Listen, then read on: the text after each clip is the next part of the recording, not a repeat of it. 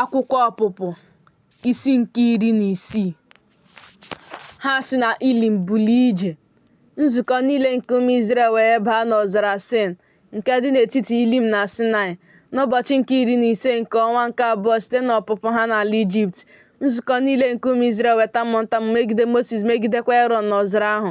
Ụmụ Izrel wee sị ha, ọ ga-adị anyị nnọọ mma ma a sị na anyị nwụrụrị n'aka Jehova n'ala Ijipt, mgbe anyị nọdụrụ n'akụkụ ite anụ, mgbe anyị rijuru nri afọ. N'ihi na unu emewe ka anyị pụta baa n'ọzara nke a, iwere agụrụ mee ka mkpokọta nke a niile nwụọ. Jehova wee sị Mosis, lee, m gaje ime ka nri si n'eluigwe zoro unu dịka nri. Ndị m ga-apụ chịkọta ihe nke otu ụbọchị n'ụbọchị ya, ka m wee nwaa ha ma ha ga-eje ije n'iwu m, maọbụ na ha agaghị eje. Ọ ga-erukwa n'ụbọchị nke 6 na ha ga-edozi ihe nke ha na-achịbata. Ọ ga-emekwa ọkpụkpụ abụọ nke ha na-achịkọtakwa kwa ụbọchị. Mosis na Erọn wee sị ụmụ Izrel niile, n'anyasị ka unu ga-amara na Jehova emewo ka unu si n'ala Ijipt pụta. N'ụtụtụ ka unu ga-ahụkwa ebube nke Jehova, ebe ọ na-anụ ntamu niile unu na-atamu megide Jehova. Ma anyị onwe anyị bụ gịnị na unu na-atamu ntamu megide anyị? Mosis wee sị, nke a ga-abụ mgbe Jehova ga-enye unu anụ n'anyasị ka unu rie, mgbe ọ ga-enyekwa unu nri n'ụtụtụ ka unu rijuo afọ.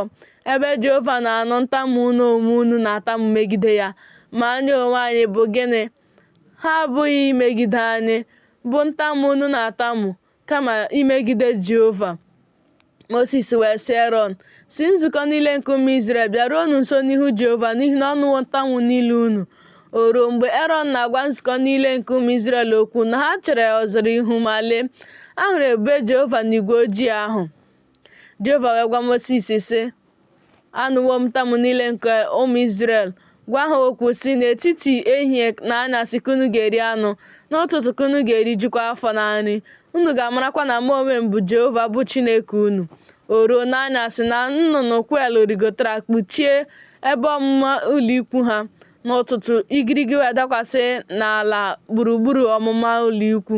Mgbe igirigi nke dakwasị n'ala rigoro, lee, n'elu ọzara imurimu ihe nke ekpere ekpe, imurimu ihe dịka hoa frost nke dị n'elu ala. Ụmụ Izrel wee hụ ya, sịrịta onwe ha, gịnị ka ọ bụ? N'ihi na ha amaghị ihe ọ bụ. Mosis sị ha, nke ahụ bụ nri nke Jehova nyewuru unu ka unu rie. Nke a bụ ihe Jehova nyere n'iwu, chịkọtanụ ụfọdụ n'ime ya, onye ọbụla dịka oriri ya si dị, otu ọtụtụ ọma otu si dị, dịka ọnụọgụgụ mmadụ si dị ka unu ga-ewere ya. Onye ọbụla were ndị nọ n'ụlọ ikwu ya. Ụmụ Izrel wee mee otu achịkọta, otu onye na-achịkọta hinne, nke ọzọ na-achịkọta nke nta.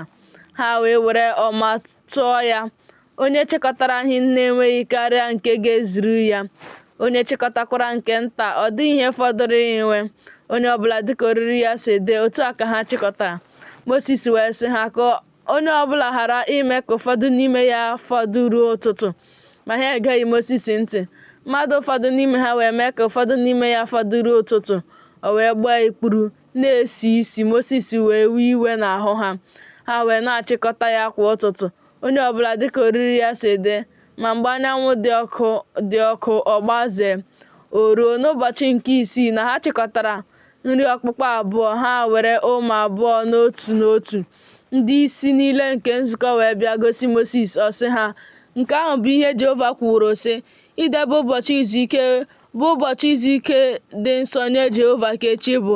Ihe unu na-eghe nụ ya, ihe unu na-esikwasị enu ya, ma ihe niile nke fọdụrụ dọbara n'onwe unu ya, ka ọ bụrụ ihe ndebe ruo ụtụtụ.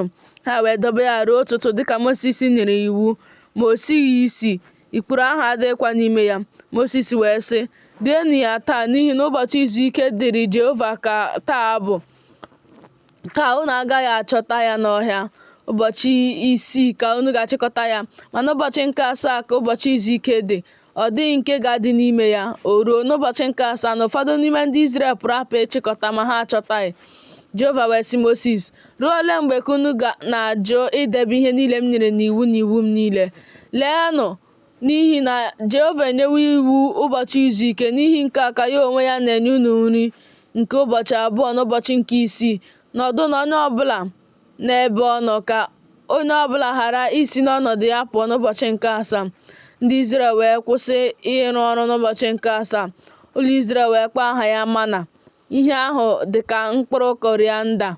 Ọ dị ọcha, ịdetụ iri, ọ dịka achịcha wọfa eji mmanụ aṅụ mee. Mosis wee sị, nke a bụ ihe Jehova nyeworo n'iwu sị, ka nju ọma n'ime ya bụrụ ihe ndebe a na-edebere ọgbọ niile unu, ka ha wee hụ nri m mere ka unu rie n'ọzara, mgbe m mere ka unu si n'ala Ijipt pụta. Mosis wee sị Erọn, were otu ite tinye nju ọma nke mana n'ime ya, dọba ya n'ihu Jehova ka ọ bụrụ ihe ndebe a na-edebere ọgbọ niile unu. Dịka Jehova nyere Mosis iwu, otu a ka Erọn dọbara ya n'ihu ihe ama ka ọ bụrụ ihe ndebe. Ụmụ Izrel wee rie mana ahụ ọgụ afọ abụọ ruo mgbe ha batara n'ala ebi ebi. Mana ahụ ka ha riri ruo mgbe ha batara na nsọtụ ala Kenan.